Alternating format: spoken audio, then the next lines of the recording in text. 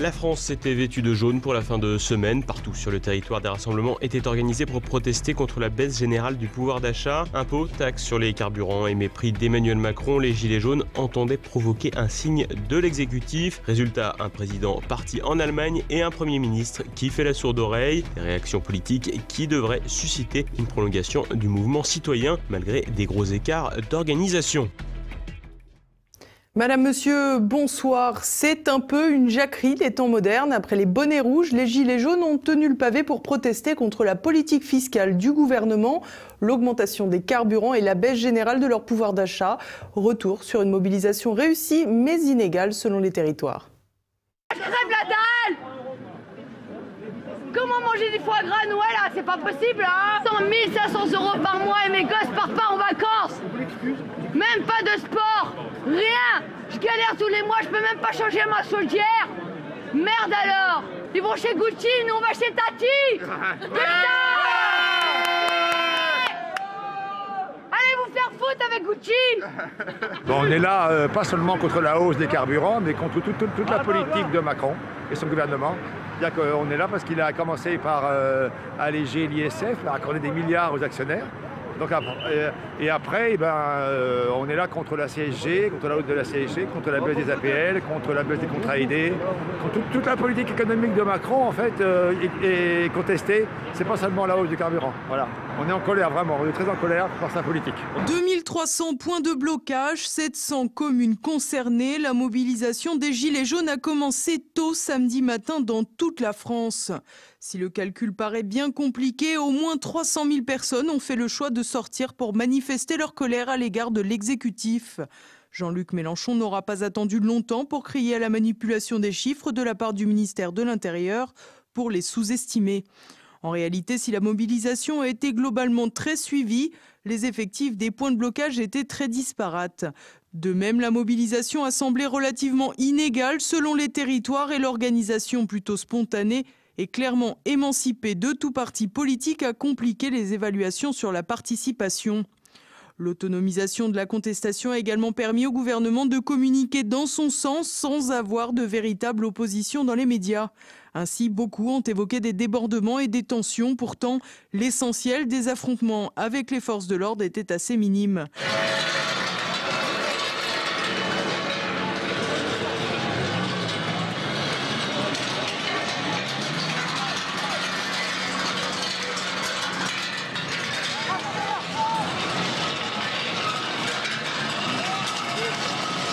Les mots d'ordre étaient aussi très différents. Si l'essentiel des contestataires reprochait à la politique d'Emmanuel Macron l'augmentation des taxes sur les carburants, avec aujourd'hui 6 stations sur 10 où le diesel est plus cher que l'essence, la mobilisation s'est transformée en critique globale de l'action du gouvernement, avec une opposition franche et assumée à l'égard du président de la République. D'ailleurs, à Paris, un rassemblement s'est construit au fil de la journée de samedi aux abords du palais de l'Élysée pour protester symboliquement au plus près du pouvoir présidentiel. La sociologie des personnes présentes dans la capitale semblait différente des rassemblements dans le reste du territoire. La mobilisation était d'ailleurs inégale dans le pays, mais certains commentateurs ont remarqué le rapprochement entre les zones ayant majoritairement voté en faveur d'Emmanuel Macron et la faible mobilisation. A l'inverse, les bastions frontistes dans le sud-est, l'est et le nord du pays ont largement répondu présents à l'appel. En réalité, la France des Gilets jaunes reprend largement les caractéristiques de la France périphérique. Le peuple descendu dans la rue était celui pour qui la voiture n'est pas une variable d'ajustement mais une nécessité. Une nécessité y compris pour se rendre dans les services publics de plus en plus éloignés au fil des fermetures de sites dans les plus petites communes rurales. En réalité, dans ces zones très mobilisées, les hausses de carburant sont vécues comme une double peine. Non seulement il faut parcourir de plus en plus de kilomètres, mais cela coûte de plus en plus cher. Pour l'essentiel des rassemblements, la convivialité et la fraternité étaient de mise. Pour autant, le début de la journée de samedi a donné une bien triste tonalité à la mobilisation avec le décès d'une manifestante à Pont-de-Beauvoisin en Savoie. En effet, une conductrice qui emmenait son enfant malade chez le médecin a visiblement paniqué face au barrage. Les Gilets jaunes auraient alors tapé sur son capot et la mère de famille a visiblement accéléré, écrasant au passage Chantal Mazet, 63 ans. La conductrice a depuis été mise en examen. Si des faits d'une telle gravité ne se sont heureusement pas reproduits ailleurs sur le territoire, certains points de blocage ont donné lieu à plus ou moins d'échauffement des esprits. En effet, certains rassemblements ont décidé, malgré les consignes, de bloquer le passage des voitures, occasionnant parfois des altercations avec les conducteurs qui ne voulaient pas se prêter au jeu. Une technique assez peu stratégique puisque le mouvement populaire a tout à gagner à s'attirer la sympathie du plus grand nombre. Pour autant, les quelques tensions illustraient bien la fracture qui existe entre les Français, une fracture qui va toutefois se réduire à mesure que le mécontentement contre Emmanuel Macron grandit. Et face à la mobilisation, le pouvoir macronien a fait ce qu'il sait le mieux faire, rester dans sa bulle et faire la sourde oreille. Il y a une chose que je n'ai pas vraiment réussi à faire. C'est que je n'ai pas réussi à réconcilier le peuple français avec ses dirigeants. Et ça, c'est vrai. Jeudi, Emmanuel Macron avait choisi les euphémismes pour aborder la contestation qu'il savait d'ores et déjà générale. Face à la marée de gilets jaunes, les responsables politiques de l'exécutif ont tout fait pour allumer des contre-feux à la contestation. La réponse a été unanime, pas de changement de cap. Le cap, il est bon. Et nous allons le tenir. Et c'est pas quand ça souffle qu'il faut changer de cap. Donc, croyez-moi, le cap fixé par le annoncer. président, le cap fixé par le président, nous allons le tenir.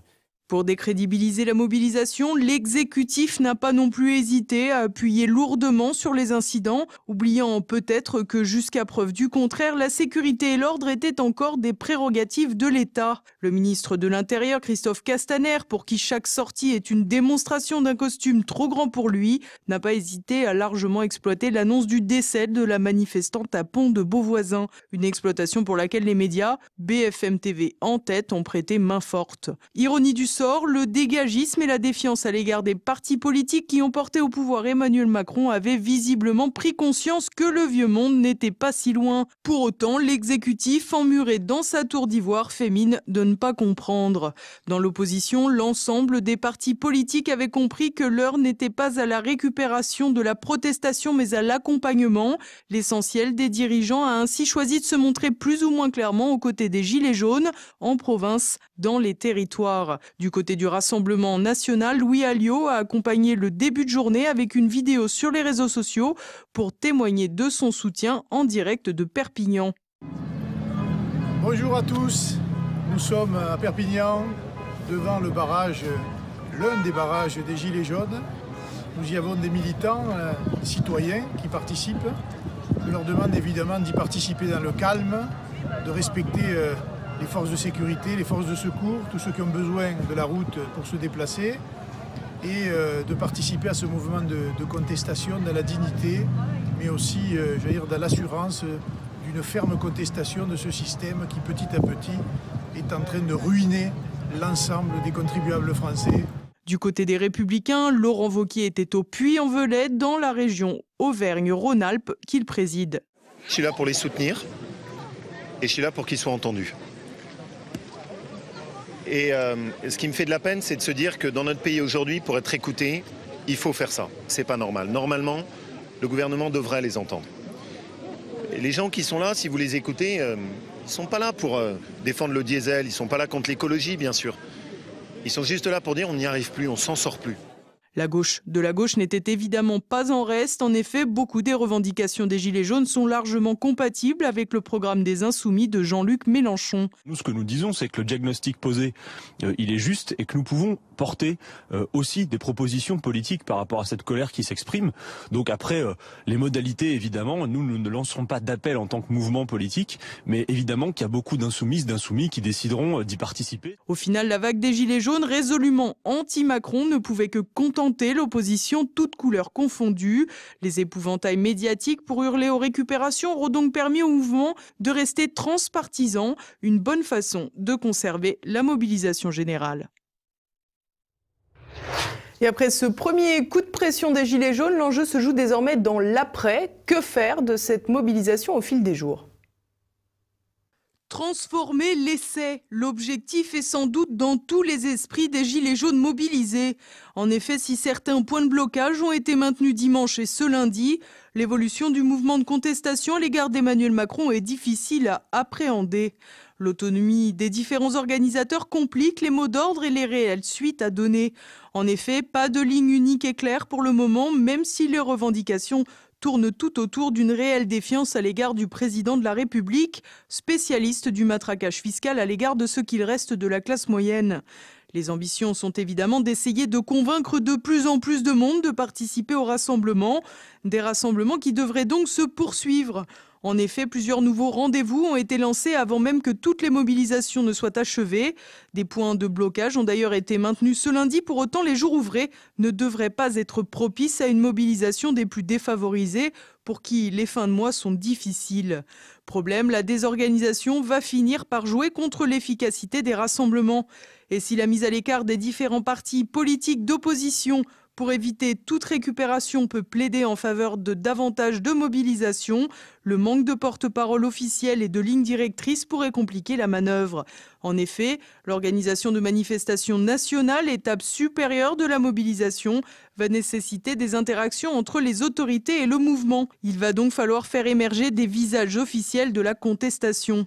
De même, les relations entre les Gilets jaunes et les Français, souvent plutôt d'accord mais peu engagés dans le mouvement, vont être un enjeu de taille. En effet, si les blocages se renouvellent, voire s'intensifient, un véritable duel pourrait naître, quitte même à faire des anti-blocages des défenseurs de la Macronie.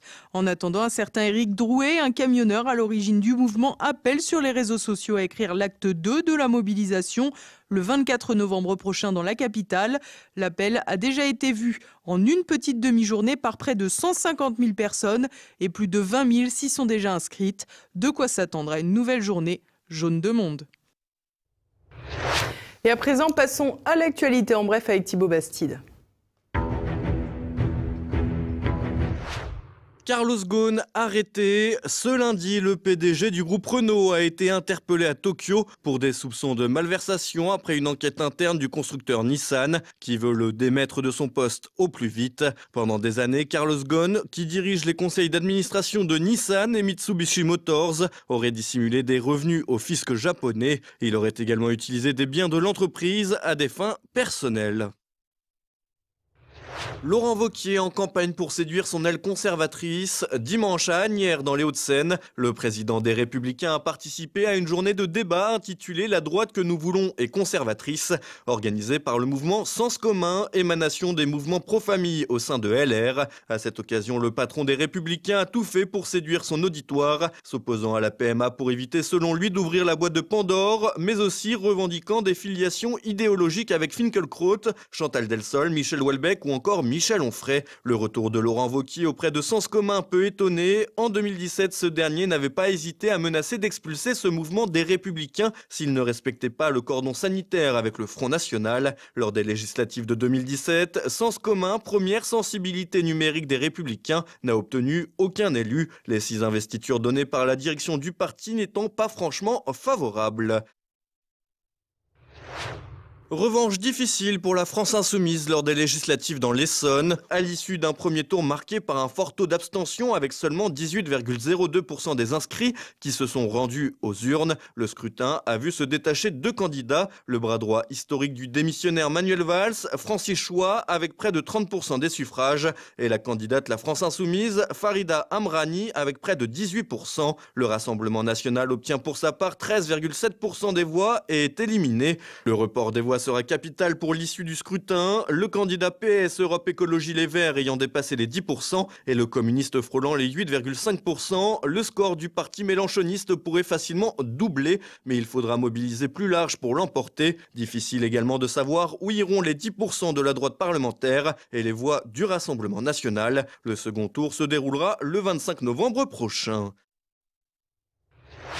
Bien loin des gilets jaunes, Emmanuel Macron déclare sa flamme à l'Allemagne. Dimanche, en déplacement à Berlin, le président de la République a appelé la France et l'Allemagne à mettre en commun leurs capacités de décision, leur politique étrangère, migratoire ou de développement, une part croissante de leur budget et même leurs ressources fiscales.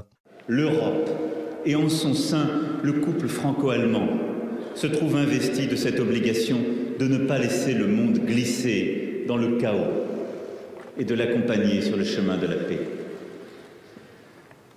C'est pour cela que l'Europe doit être plus forte. C'est pour cela qu'elle doit être plus souveraine, parce qu'elle ne pourra jouer son rôle si elle-même devient le jouet des puissances. 7 milliards de dettes pour Hidalgo. Selon une note confidentielle de la conseillère chargée du budget, Myriam Mété, l'endettement de la ville, inexistant sous Bertrand Delanoë, atteint aujourd'hui les 7 milliards d'euros. Cette situation pourrait exploser juste après les élections municipales de 2020 du fait d'une baisse des recettes. L'équipe du maire de Paris se dit sereine en évoquant une possible augmentation des impôts locaux. Le vote du prochain budget qui doit avoir lieu en Conseil de Paris du 10 au 13 décembre risque en tout cas d'être particulièrement tendu. La caravane migratoire est arrivée à Tijuana. Environ 3000 clandestins venus du Honduras et du Guatemala s'entassent depuis plusieurs jours dans la ville mexicaine, à la frontière avec les États-Unis. Face à cette pression, Donald Trump a renforcé la barrière séparant les deux pays et 6000 militaires ont été déployés pour empêcher les entrées illégales. 8000 autres clandestins traversent actuellement le Mexique et font route vers les États-Unis. Environ 80 morts et plus de 1000 personnes portées disparues dans les terribles incendies qui ravagent la Californie. Un bilan lourd que n'a pu que constater le président américain. This is very sad to see it. As far as the lives are concerned, nobody knows quite yet. We're up to a certain number, but we have a lot of people that aren't accounted for. And this is the kind of destruction. In fact, they're telling me this is even not as bad as some areas. Some areas are even beyond this. They're just charred. Un constat terrible qui laisse place à présent à un débat sur l'entretien des forêts, la question climatique. Le gouverneur démocrate de l'État, Jerry Brown, n'a pas hésité à accuser les climato-sceptiques d'avoir contribué à la catastrophe. En face, le président américain pointe du doigt l'absence d'entretien des forêts, ce qui implique la responsabilité de l'État de Californie et les réglementations de l'État fédéral qui prônent la non-intervention de l'homme dans les massifs forestiers.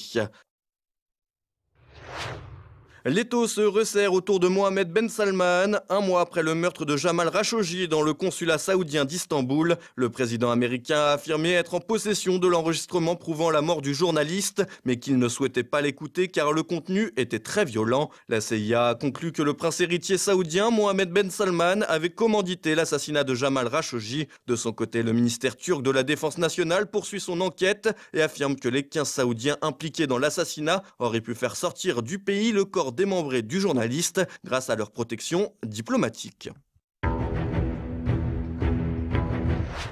Et voilà, on arrive déjà à la fin de cette édition. Dans un instant, notre Zoom du jour. Nicolas Dolo, homme d'affaires à cheval entre la France, la Russie et le Brésil, dont sa mère est originaire, revient sur l'élection du nouveau président Jair Bolsonaro et nous dresse la situation du pays, loin du discours des médias dominants.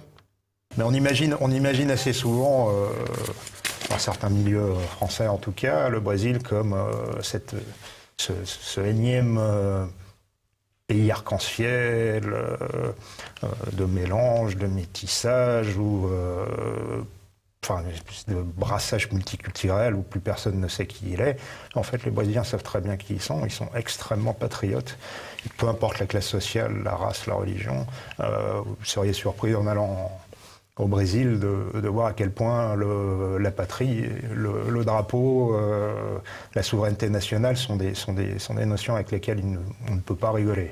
Et bien plus qu'en France, au Brésil, il ne suffit pas d'un match de football pour que les gens sortent les drapeaux. Et puis ce soir, vous pourrez également retrouver Politique Éco. En pleine mobilisation des Gilets jaunes, Pierre Bergerot reçoit l'économiste Philippe Herlin pour la présentation de son dernier ouvrage, Pouvoir d'achat, le grand mensonge. Et puis tout de suite, une nouvelle chronique de la France de Campagnol avec Christian Combaz. C'est maintenant le moment de se quitter. Merci pour votre fidélité. À demain. Bonsoir.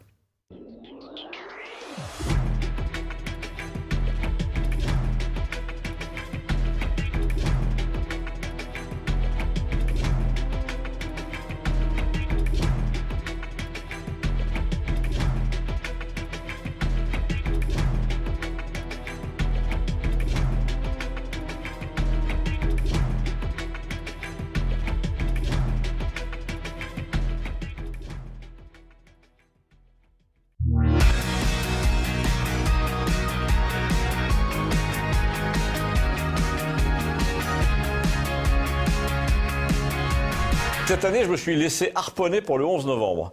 Comme j'étais là, j'ai pas pu faire autrement, d'autant plus qu'on m'avait demandé, en tant que spécialiste des discours, de faire passer, je cite, des idées aux maires pour que ça sorte un peu, je cite encore, du truc habituel. Alors j'ai imprimé 3 idées sur une demi-feuille de papier et j'ai dit à la secrétaire de mairie, tu lui donneras ça.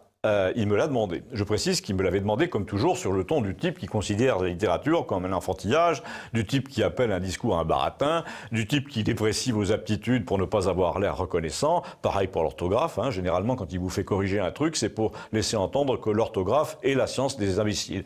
Il y a même eu des moments où je lui ai dit, puisque ça n'a aucune importance, je me demande pourquoi tu n'envoies pas cette lettre au préfet dans son état actuel, histoire de bien passer pour un con une fois pour toutes. Donc j'ai aligné 3 idées sur le fait que le village avait perdu 60 personnes pendant la guerre de 14, soit à peu près en 4 ans le 5e de sa population, et j'ai évoqué l'importance de ces célébrations, même s'il n'y avait plus de survivants, et j'ai rappelé que lorsque nous avions 20 ans, 3 ou 4 de ces malheureux soldats qu'on avait arrachés à leurs femmes avaient combattu dans le nord de l'Italie à Caporetto. Ils participaient à cette cérémonie annuelle couverte de médailles. Et puis j'ai ajouté une mention sur les travailleurs du STO, le travail obligatoire, qui chez nous étaient arrachés à leur ferme pour aller aider pendant la guerre de 39-40 les fermières allemandes et autrichiennes dans des conditions très dures et qui, eux, étaient tous rentrés pour témoigner. Je me suis retenu pour éviter de raconter une anecdote un peu hors sujet, mais j'en profite pour vous la raconter à vous. C'est que l'un de ces vieux du STO, qui n'avait pas de voiture, un certain Hilaire, qui avait une barbe pointue comme Henri IV, me demandait parfois, il y a 30 ans, de l'emmener au marché de la Cône. Et là, pendant que nous achetions du saucisson, un jour, je l'avais entendu parler une langue bizarre avec une femme aux cheveux très blancs. Ce jour-là, avec nous, il y avait son frère, qui était aussi vieux que lui, et à qui j'ai demandé, mais quel genre de patois il parle là, avec cet inconnu. Il m'a répondu, mais c'est pas du patois, c'est du polonais. Hein, quoi? Hilaire parlait le polonais? Ben oui, il avait été ouvrier agricole pendant la guerre dans la région de Zielona Góra, je me souviens, pas très loin de la frontière allemande, avec 2 autres types de sa région. Et l'un d'eux était retourné là-bas 1 an après la guerre pour épouser cette femme qu'il avait ramenée ici et que je voyais au marché, une Polonaise avec qui Hilaire parlait donc le polonais parce qu'il l'avait appris.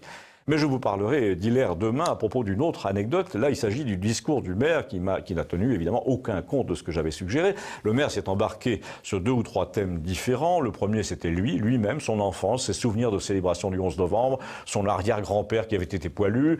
Il a commencé en disant « je me souviens d'une photo ». Et là, on était parti dans le discours typique du pervers narcissique pour qui un événement national est avant tout le moyen de se souvenir de lui-même, de son propre passé. C'est tout juste, il ne nous a pas dit la couleur de son premier vélo. Le deuxième thème qu'on peut appeler une figure imposée, c'était le courage des femmes qui avaient assumé seules la vie quotidienne pendant les hostilités. Et là, on sentait poindre l'élu qui disait ce qu'il fallait dire exactement, à savoir que les femmes étaient l'avenir de l'homme et que si les femmes avaient été au pouvoir, il n'y aurait pas eu de guerre. Alors je sais, c'est un peu grossier, mais apparemment c'est le truc qu'il faut dire pour plaire aux gens du conseil régional, général, etc. Il y a une sorte d'obligation désormais à dire que les femmes ne sont pas agressives, ne font pas la guerre, etc. Alors qu'en réunion, dans toutes les instances, vous voyez exactement le contraire. S'il y a bien un endroit où vous voyez des femmes agressives qui parlent tout le temps, tout en glapissant, que vous ne les laissez pas parler, c'est la politique locale. Mais bon, en tout cas, il y a eu un 3e thème dans le discours du maire, ça a été l'écho de ce que disait le président de la République, la voix de son maître, à savoir que l'antisémitisme et les vieux démons repointaient le bout de leur nez en Europe et qu'il fallait incriminer les nationalismes et tous les gens qui pratiquaient le repli sur les valeurs de leur terre. Alors les bras nous en sont tombés quand même un peu parce que le maire était justement en temps ordinaire parmi ceux qui disaient « ici c'est chez nous, on fait ce qu'on veut, c'est chez nous ». En plus, on ne sait pas d'où est venue cette mention de l'antisémitisme dans une région où la question ne s'est jamais posée. Il n'a évidemment pas dit d'où provenait l'antisémitisme moderne et qui le véhiculait jusque dans les écoles, puisque notre école est épargnée par le phénomène avec ses 30 élèves, tous fils d'éleveurs. Donc, non seulement il a ignoré ce qu'il m'avait réclamé, mais il a proféré exactement ce que le gouvernement voulait entendre, à croire qu'un commissaire politique était passé le 9 novembre pour donner des consignes. Ah, il y a quand même eu un type au bar pour dire après la cérémonie, donc si j'ai bien compris, nous sommes en danger, mais c'est à cause de ceux qui veulent défendre nos valeurs. C'était pas mal résumé, on aurait dit du Gustave, lequel n'était pas là, parce que les anarchistes ont horreur du 11 novembre, ils trouvent que c'est le moyen de s'appuyer sur le passé pour nous faire gober n'importe quoi sur le présent. On se demande où ils vont chercher ça, hein. Abonnez-vous à Campagnol TVL, ça fera peut-être avancer les choses un jour, merci.